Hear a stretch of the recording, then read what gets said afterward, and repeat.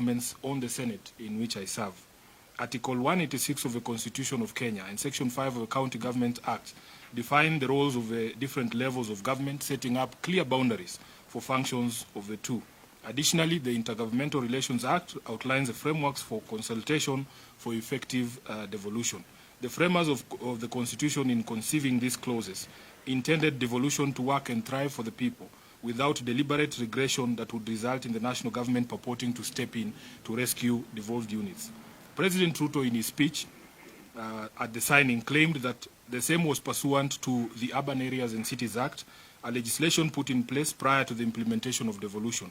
He claimed the cooperation agreement was, in his words, 14 years late, forgetting the fact that he has in fact been at the helm of political leadership in all those 14 years, first as deputy president from 2013 and now as the president. One wonders why he has just suddenly become aware of the Urban Areas and Cities Act less than 18 months to the 2027 elections. From the onset, I wish to state that my office was neither involved nor consulted before this decision was taken. Indeed, the so-called cooperation agreement itself acknowledges that no public participation was conducted prior to the signing yesterday, a violation of the Constitution that is too egregious to ignore. To then provide in the same agreement that it would be subjected to public participation after the fact is not only disrespectful to the people of Nairobi, but the clearest indication that it is anything but what we are being told it is. What's worse, the agreement is meant to take effect within 14 days, and one wonders whether any meaningful public participation can be had in such a short period. The agreement in clause 6.2, in fact, states anticipates the outcome of the proposed public participation, limiting it to amendments and forgetting that the people in their righteous might have the option of rejecting the whole agreement in toto during that public participation. Secondly, the steering committee established to oversee the agreement is very national government heavy. Of the 12 members of the committee, a whopping 2/3 are appointees of the national government. From its structure, the governor will play subservient to the prime cabinet secretary, making Sakaja effectively the new deputy governor of the county of Nairobi. This, to me, is not cooperation, but a takeover. Thirdly, just last week, the governor of Nairobi City County, Johnson Sakaja, in his address to the County Assembly of Nairobi, derided what he termed the NMS experiment that left us with a Kenya shillings 16 billion hole in pending bills and vowing to never engage in similar misadventure. I wish to remind Governor Sakaja that the Senate in fact directed that those NMS pending bills were the responsibility of State House, from where he was speaking yesterday, since the accounting officer for NMS was the comptroller. He should have used the opportunity yesterday to remind the President that thousands of contractors and workers are still owed money by State House and their livelihoods remain in peril as Ruto continues to ignore them. This agreement is a blatant continuation of the NMS model and with it, the culture of unpaid bills, weak audit systems and unbridled corruption. Fourthly, it is in the public knowledge that the national government owes Nairobians over 100 billion shillings in unpaid rates and other payables from national government institutions. Ruto throwing around the figure of 80 billion as a symbol of his generosity to the people of Nairobi is nothing but a ruse. Fifthly, the national government continues to hold on to functions that are solidly county functions under the 4th schedule of the Constitution. For instance, the Constitution recognizes only 2 levels of roads, and that is national trunk roads and county roads. Kenyans must note that national government agencies like Kura and Kera continue to insist on doing roads in Nairobi when they clearly need to hand over those roads and the attendant resources to the county government of Nairobi. In fact, the late Baba Raila Amolo Odinga repeatedly called for the disbandment of these 2 agencies, going so far as including the full unbundling of the functions in the MOU he signed with President Ruto in March of 2025. Ruto continues to not only ignore that MOU, but to actively violate it as demonstrated by the so-called cooperation agreement. In addition, there exist constitutional and legal ways to channel funds to specific counties in recognition of their unique needs and status. These include additional allocations and conditional grants. Examples of these grants include grants to counties to construct headquarters and industrial parks. By the way, you should know Nairobi doesn't receive any of those funds, but other counties receive. If indeed we needed national government to build a world-class market at Gikomba, we can channel resources to the county government of Nairobi to build that world-class market through similar instruments. Lastly, it is my considered view that arrangements such as NMS and the proposed cooperation agreement unnecessarily obfuscate and complicate oversight and accountability processes by the assemblies, the Senate, and the Office of the Auditor General. The President at every turn dismisses concerns raised by both the people and their representatives as noise. He asked those with alternative ideas to give those ideas. Mr. President, I have said before that it is possible to govern and achieve development within the confines of the law, and I want to demonstrate this today. Here is what I would have done. Number one, direct that all national government agencies that owe monies to the people of Nairobi immediately clear their obligations, which are in excess of Kenya shillings 100 billion, and let the County Assembly of Nairobi ring-fence those monies towards development projects, including roads, markets, drainage, garbage collection, and the payment of pending bills. By the way, Nairobi still holds the highest amount of pending bills, over 100 billion shillings, so that if we were paid the 100 billion shillings that the national government owes us, we can clear those pending bills. Number two, immediately transfer all county functions to counties in accordance with the Constitution and the MOU that you signed with Raila Odinga. Dissolve Kura and Kera as per his advice and channel all their budgets to the Nairobi County government to do our roads. Number three, utilize existing legal instruments such as Kara and conditional grants to channel additional funds to Nairobi for streetlights and markets, noting the unique security needs of the capital county. 4. Direct Treasury to honor the disbursement schedule passed by the Senate that legally requires them to transmit county shareable revenue by 15th of every month. You have heard us in the Senate complain of frequent delays, and the Council of Governors as well, frequent delays in disbursement of the shareable revenue, which is part of the problems, the causes of the problems in the counties. And you have heard that a state institution such as State House has already expended its entire budget 4 to 3 months before the end of the financial year. Yet, county governments are behind 3 to 4 months in terms of receipt of their allocation. So you see, Mr. President, it is possible to remain faithful to your oath of office. We want development, but only if undertaken in strict accordance with the Constitution. This is, in fact, is the very foundation of leadership. I want to take this opportunity to urge both parties, my Governor Sakaja and the President, to shelve this agreement in the public interest and maintain fidelity to the Constitution through those ways that I have suggested to them. I thank you. This is my statement. I will take questions, if any. Yes.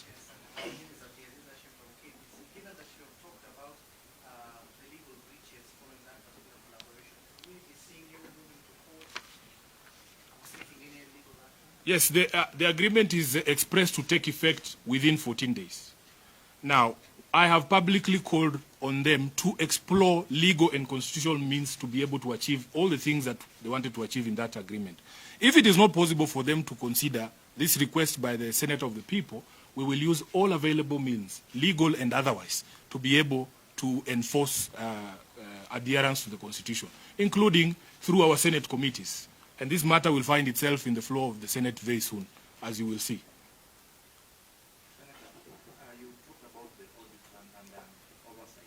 Absolutely. Of the 80 billion. This is what happened with NMS. If this cooperation or collaboration goes on, will be oversight in this? That is the question. That is a very fantastic question, and that is what I have said in the statement here, that it actually complicates the audit process. Do we call this committee to the Public Accounts Committee? When the Auditor General goes to do her audit at the county government, and she's told, oh, some of the documents are at National Treasury, the others are sijui where, it becomes very difficult for her to do her job. And that is why we are saying, let us maintain fidelity to the Constitution. There are ways to channel monies. For instance, I've given you the example of county aggregation parks. Nairobi does not get any money for building of an aggregation park. If you ask the governor himself, he will say his priority is a market at Gikomba. Why can't we use the same instrument to give us money to do the market at Gikomba? So that is what we are saying. It actually complicates the audit process and the oversight process. Yes. My name is Omar of the West. Yes. Senator, is it enough to tell the President and the Governor to share that agreement now that they are working backwards, signing and then going to public participation? What is the likely scenario for them to happen so that we can... I don't know if you have come in late, because we have addressed the question of public participation. We have said it is to make a mockery of the public for you to do something, then you say you're going to do public participation on it. It means that you've already made up your mind and that you're going to do an exercise that is cosmetic. Number two, they have said the agreement takes force within 14 days from yesterday. That tells you that we have under 13 days to be able to complete that public participation. I've also pointed out to you that if you read at the agreement at clause 6.2, they are saying any amendments that will arise from the public participation will be included.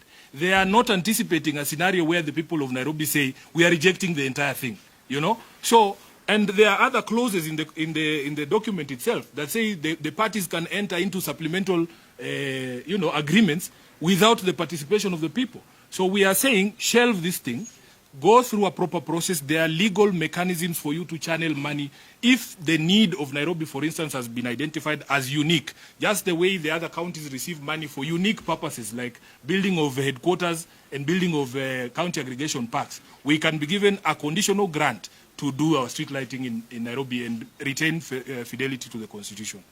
Chris, Yes. From Ramogi TV. Yes, Chris.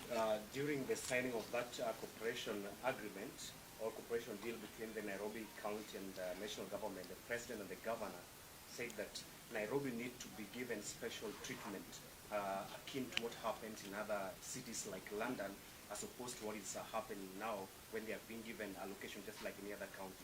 Do you feel like Nairobi needs that special treatment? Chris, I thought you were in the room when we began this statement. Just go through the statement I have given, that the Urban Areas and Cities Act was passed in 2012. William Ruto was deputy president. In fact, they called him a co-president in 2013. They, together with Uhuru Kenyatta, were given the responsibility by Kenyans to be the first administration to be able to implement this constitution. So we are wondering, how has he suddenly become clever and noticed that there is a law called the Urban Areas and Cities Act? It requires that you give Nairobi support, yes. But we are saying there are constitutional means for you to channel this support, as I've given you the examples of the conditional grants and the additional allocation. What is not clear about that? Do you think it was a mistake to have Nairobi as a county? No, it's not a mistake to have Nairobi as a county. The people of Nairobi are Kenyans like all the other people. That unique nature of Nairobi was recognized. I will give you another example. We have something called the Equalization Fund. The Equalization Fund was embedded in the Constitution after recognition that there are areas that had been traditionally marginalized. And if you read the language of the Constitution on the marginalization fund, or the Equalization Fund, it says that we need to put in place some special funds to bring the level of infrastructure in those areas to the standard ordinarily enjoyed by the rest of the other counties. So there is a special fund for that. The Urban Areas and Cities Act also recognized that Nairobi as a seat of power, that Nairobi as a seat of diplomacy, has certain unique needs. For instance, the bill we pay on electricity alone for streetlights cannot be compared to any other county. That is what the Urban Areas and Cities Act is for. But you do not enter into such agreements to circumvent the Constitution. This is a power grab through the back door. There are legal instruments for you to be able to advance that support, recognizing that Nairobi is unique. So if, say, Bungoma needs a county aggregation park and they don't need streetlights as much as we do, give them money through the conditional allocation and the additional allocation for their industrial park and give us ours for streetlights. Do you see are there any similar cooperation agreements with any other counties? There are none. And also the president must tell us, Nairobi is not the only city in Kenya.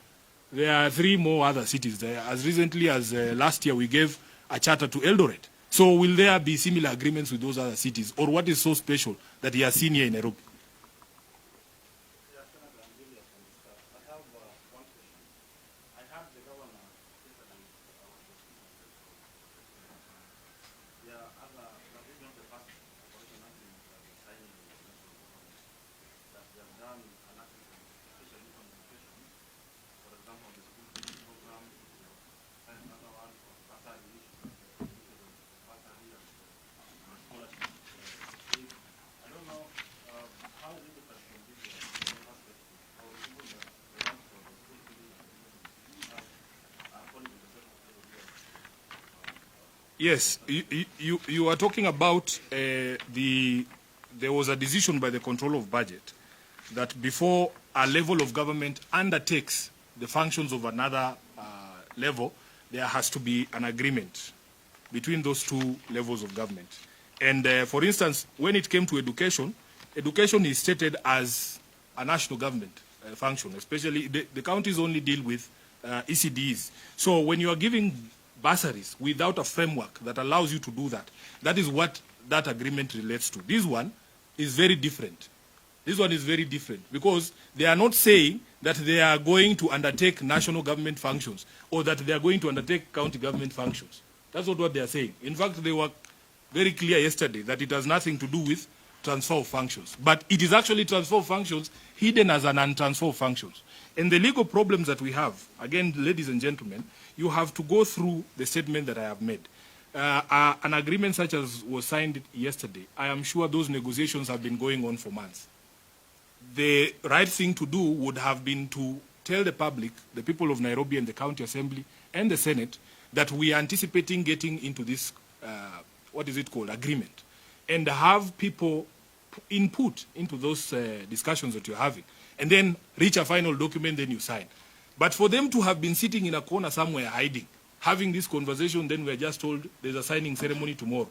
It's like you are being told to come to a wedding ceremony, but the parents will meet next week to discuss whether they consent that their children should be married. It's ridiculous. So your problem is the process or the whole thing? I think I will let my statement speak for itself. I have gone to great detail from the beginning to the end to explain the issues that I have cited in this statement. Thank you.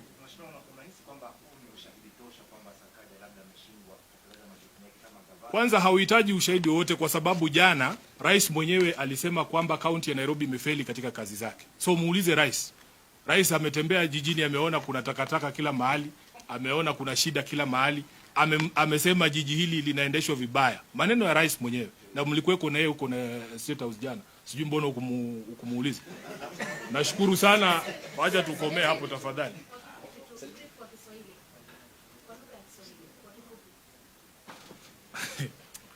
Aya. Kwanza natoa usemi huu kama seneta wa kaunti ya Nairobi. Kuwajulisha wananchi kuna masuala muhimu ambaye lazima yaulizwe kuhusu mkataba huu. Jambo la kwanza ni kwamba chini ya sheria ya Kenya, chochote ambacho serikali inafanya, serikali kuu ama serikali ya ugatuzi, lazima iwe kwa kuambatana na katiba. Katiba ya Kenya inahitaji kwamba unapofanya mkataba kama huu lazima tuhusishwe sisi kama wananchi wa Nairobi. Haiwezekani kwamba mtie kidole sahihi ama mtie sahihi mkataba kisha mtuambie kwamba mtakuja kutuhusisha baadaye. Inaonyesha dharau kwa wananchi, inaonyesha dharau kwa viongozi, inaonyesha kwamba tayari mmeafikia mambo fulani na sasa mnataka tu sisi kututumia kana kwamba kuwekelea rubber stamp pale.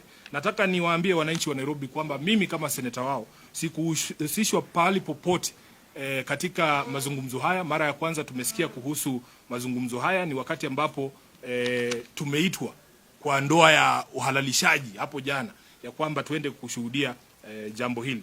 Sadly, ama jambo lingine, ukiangalia ile kamati ambayo imewekwa pale ya kusimamia mpango huu mzima, imewajaza wale ambao ni wanaondokea katika serikali kuu.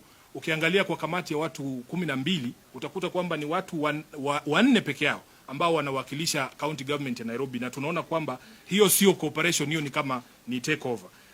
Jambo lingine ni kwamba serikali kuu na mashirika yake hapa Nairobi, tunawadai sisi kama wana Nairobi zaidi ya shilingi bilioni 100. Kwa hivyo Ruto kurusha shilingi bilioni 80 na kutuambia kwamba sasa yeye ndio mkarimu sana, hiyo ni kutufumba sisi macho kama wana Nairobi.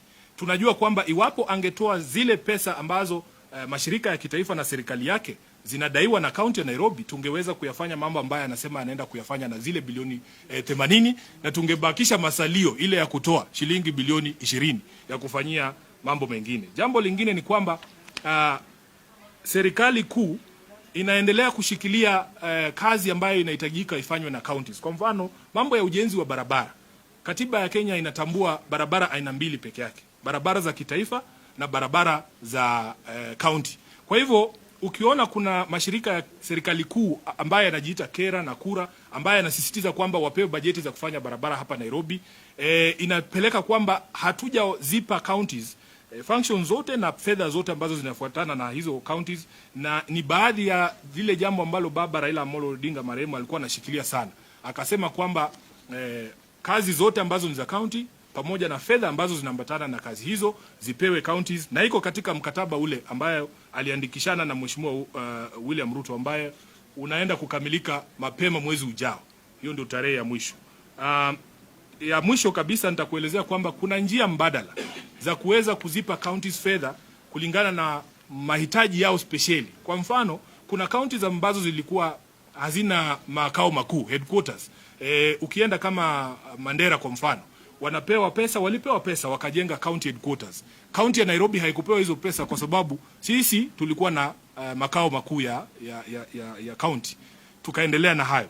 Kuna counties ambazo zinapewa hizi fedha speciali za industrial park. Nairobi haipati hizo fedha. Manake hapa mahitaji yetu ni tofauti. Kwa hivyo kwa njia hiyo hiyo tunaweza kusema kwamba labda county ya Turkana haihitaji taa za barabarani jinsi ambavyo Nairobi sisi tunahitaji. Wao wakipata industrial park, sisi tupewe zetu katika hiyo hiyo sheria ambayo tunaita additional allocation ya resources ziweze kuja. Kwa hivyo William Ruto anaposema kwamba sisi tunapomkosoa ni kelele tu na hatuna mawazo mbadala, nataka kumwambia Mheshimiwa Rais, kuna uwezekano wa kutawala chini ya sheria na chini ya katiba. Na nimempa njia mbadala ambazo zinaweza kupelekea kwamba tupate fedha za kufanya hizi kazi ambazo nasema pasi na kuharibu ama kukiuka katiba ya Kenya. Asante.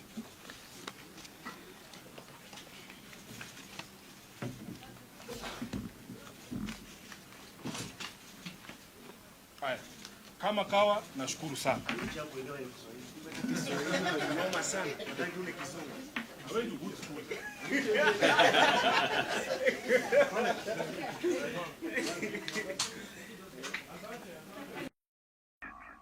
More Radio, 88.2 FM. We are in charge. More Radio, 88.2